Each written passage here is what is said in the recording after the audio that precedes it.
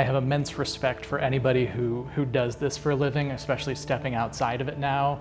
And I hope this industry starts to put the respect that it deserves on people who've been doing it for 20, 30, 40 years. I don't prefer these guys. I think they came out and You're searching, I have a question about the parts, the information.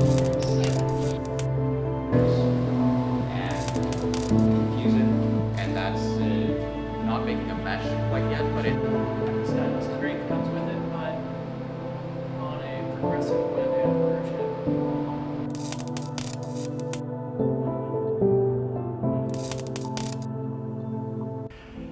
On my 18th birthday, I went and applied for a job as a porter at a local car dealer, and I got the job on my 18th birthday. I'd already been part of a high school vocational program, so it was just natural next fitting was to go to a car dealership and get a job. On my first day as a technician, I remember one of the first jobs that I was assigned was a heated seat mat, and this was actually the first day a technician on my own. In hindsight now, it was a simple problem to fix, but at the time, you start realizing right away it's you and the car and your tools and your ability to figure it out. I stayed at that job for 18 years because I could make a living doing it, and with 3 kids and something in this day and age to be able to pay the bills and provide for the family, it was a good way to earn a living.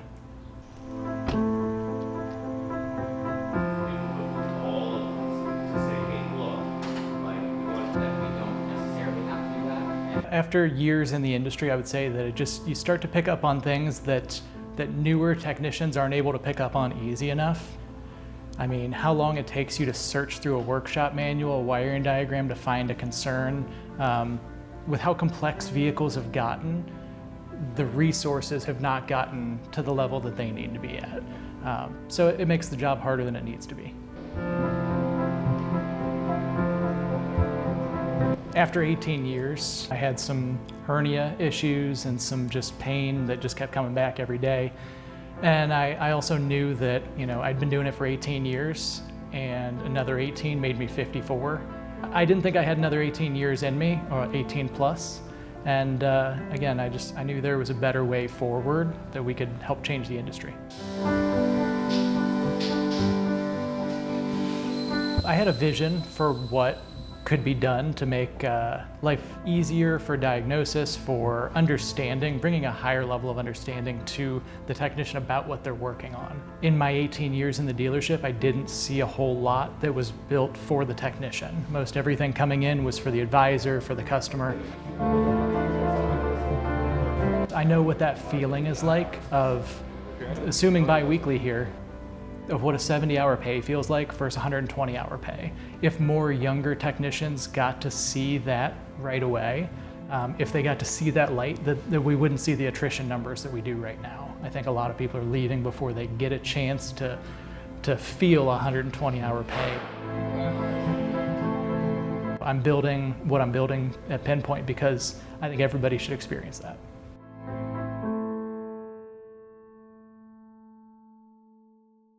It's so amazing what he's doing, and I've always been confident in what he's doing, and his goal, his mission, his why is just so pure and just natural for him.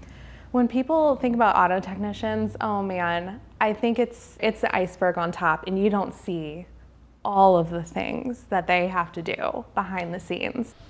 It's physically hard, it's mentally hard. There's a lot to understand. The amount of stuff that technicians know and have to know is incredible. It's very misunderstood. It's very underappreciated. And I've really, through this journey, I've seen that so much. And it's really just made the reason for Jim doing this even more necessary and needed in the industry.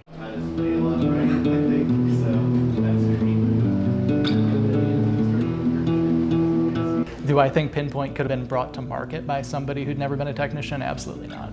The amount of hours that I have put into what I'm doing, and just where things can go sideways sometimes in software and software development is a lack of understanding a dealership. And it's not just the automotive industry or how a car works, how a technician thinks, because we're all different, but understanding how a product fits into a dealership, an aftermarket shop, a training, a school.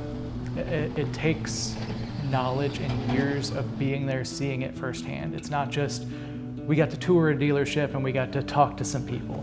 Like, this is truly seeing the dust in the corner. That's where Pinpoint was created.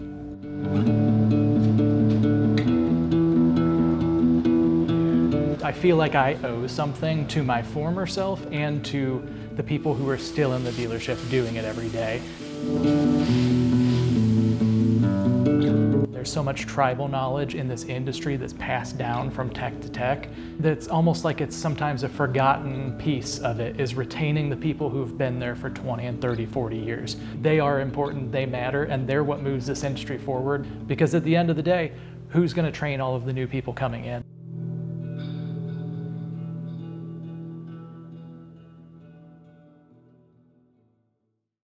I remember when it was time for Jim to leave the dealership, I was excited for him. I trusted him and I want him to be happy, and I knew that we would figure it out.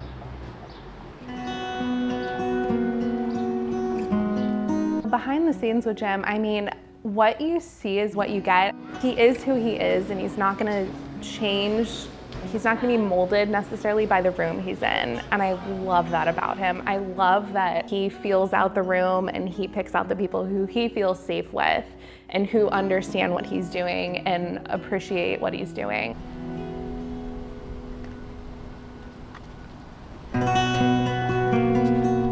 This journey has been a blessing to us for just the time together. His schedule is flexible. He can work whenever he needs to. He can also be there for us and the kids. He doesn't have to pick work over sports. Our kids are 11, 7, and 4. So the 11-year-old gets it, and he'll ask questions, oh, you went to a big meeting, how did that go? How's so-and-so? Like, he's got a good memory. So he's remembering names and asking things. The other two are a little too small to understand, but I know when they're old enough to see what he has done, oh my God, like, they're gonna be so proud,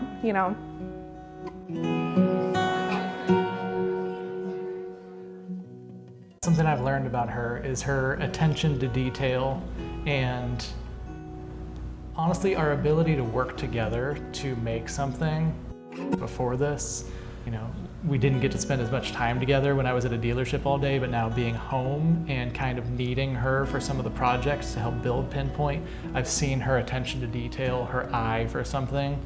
And I think we've learned to how to work together well to complete something. I would agree that definitely, I was a little worried when he was done at the dealership. I'm like, oh no, like we get along and we miss each other all day, but what if too much time together is too much?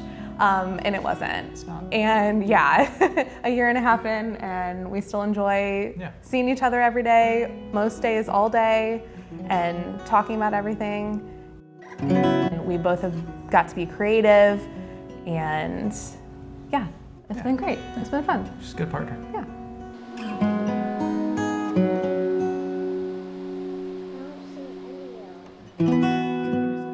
The most rewarding part for me personally has just been seeing everyone get to see him shine and share his passion for the industry and his fellow technicians. What else could you want? Everyone else appreciating your spouse, your partner, your husband as much as you do. So yeah, that's. Yeah, no, it's likewise, same thing. It's been good to have the freedom to be able to do these things, pursue what I'm doing, and it's been a pretty positive, overwhelming response in an industry that doesn't always have a positive, aura to it. Yeah. So it's been good to have that.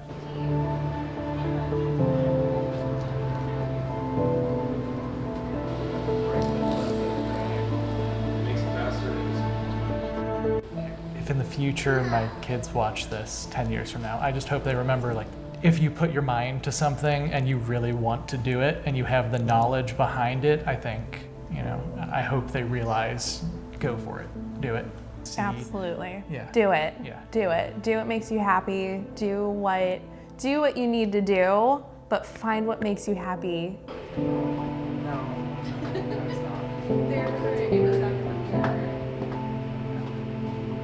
I think I will forever be a technician, just because I'll never forget that feeling of what it takes to get there. I'll never forget the highs, the lows, and I just, I bond with technicians. We're a certain breed, and I'll forever be a technician.